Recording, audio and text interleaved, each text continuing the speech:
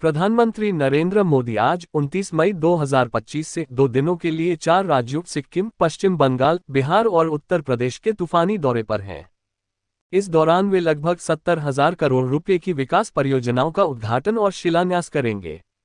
ये दौरा न केवल विकास के क्षेत्र में एक नया अध्याय शुरू करने का प्रतीक है, बल्कि ऑपरेशन सिंदूर के बाद उनकी पहली ऐसी यात्रा भी है, जो 7 मई को शुरू हुई थी।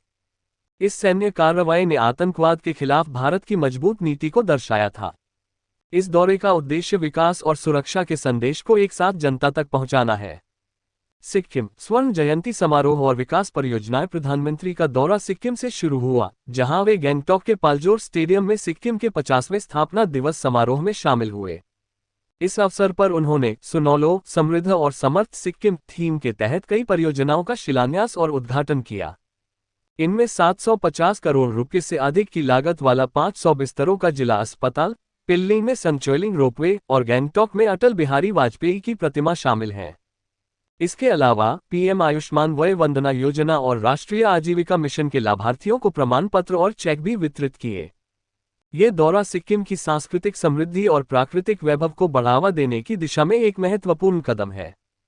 पश्चिम बंगाल गैस वितरण परियोजना और राजनीतिक संदेश। सिक्किम के बाद पीएम मोदी पश्चिम बंगाल के अलीपुरद्वार पहुंचे, जहां उन्होंने 1010 करोड़ रुपए की सिटी गैस वितरण (सीजीडी) परियोजना का शिलान्यास किया। ये परियोजना अलीपुरद्वार और कूच बिहार जिलों में स्वच्छ ऊर्जा को बढ़ावा देगी। इस दौरान उन्होंने एक रैली को भी संबोधित किया, जो पश्चिम बंगाल में अगले साल होने वाले विधानसभा चुनावों के लिए एक महत्वपूर्ण राजनीतिक संदेश देता है। तृणमूल कांग्रेस (टीएमसी) ने इस दौरे पर तंज कसते हुए पीएम को प्रवासी पक्षी कहा और केंद्र सरकार पर राज्य के लिए केंद्रीय फंड रोकने का आरोप लगाया। दूसरी ओर हाल ही में भाजपा से टीएमसी में शामिल हुए जॉन बारला के क्षेत्र में ये दौरा भाजपा के लिए एक रणनीतिक कदम माना जा रहा है।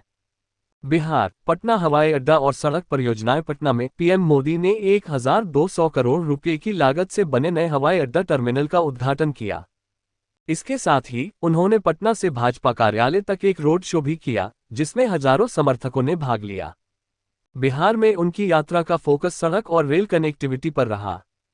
उन्होंने 5,520 करोड़ रुपए की लागत से बने पटना गया डोभी राजमार्ग NH-22 और 1,330 करोड़ रुपए की लागत से सोननगर मोहम्मदगंज रेल लाइन का उद्घाटन किया।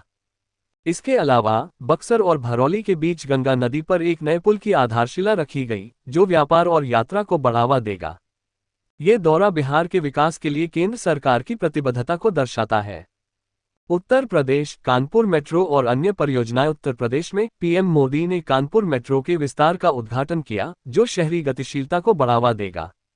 इसके साथ ही उन्होंने कई राजमार्ग परियोजनाओं का शिलान्यास किया, जिनमें पटना आरा सासाराम NH-119 और वाराणसी रांची कोलकाता NH-319 शामिल हैं। ये परियोजनाएं क्षेत्रीय कनेक्टिविटी को मजबूत करेगी और आर्थिक विकास को गति देंगी। इसके अलावा सामाजिक कल्याण योजनाओं जैसे पीएम सूर्या घर मुफ्त बिजली योजना के तहत लाभार्थियों को प्रमाण पत्र वितरित किए गए।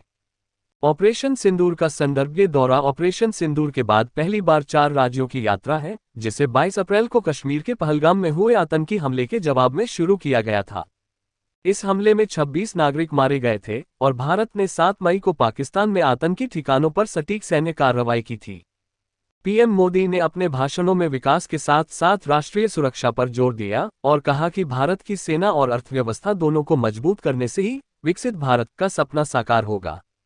निष्कर्ष। प्रधानमंत्री नरेंद्र मोदी का ये 4 राज्यों का दौरा विकास, कनेक्टिविटी और राष्ट्रीय सुरक्षा के प्रति उनकी सरकार की प्रतिबद्धता को दर्शाता है। सिक्किम में सांस्कृतिक उत्सव, पश्चिम बंगाल में ऊर्जा परियोजनाएं, बिहार में बुनियादी ढांचा और उत्तर प्रदेश में शहरी विकास परियोजनाएं इस दौरे के मुख्य आकर्षण हैं। ये दौरा न केवल इन राज्यों के लिए विकास की नई सौगात लेकर आया है, बल्कि आगामी विधानसभा चुनावों और सरकार की पहली वर्षगांठ के मद्देनजर राजनीतिक रूप से भी महत्वपूर्ण है।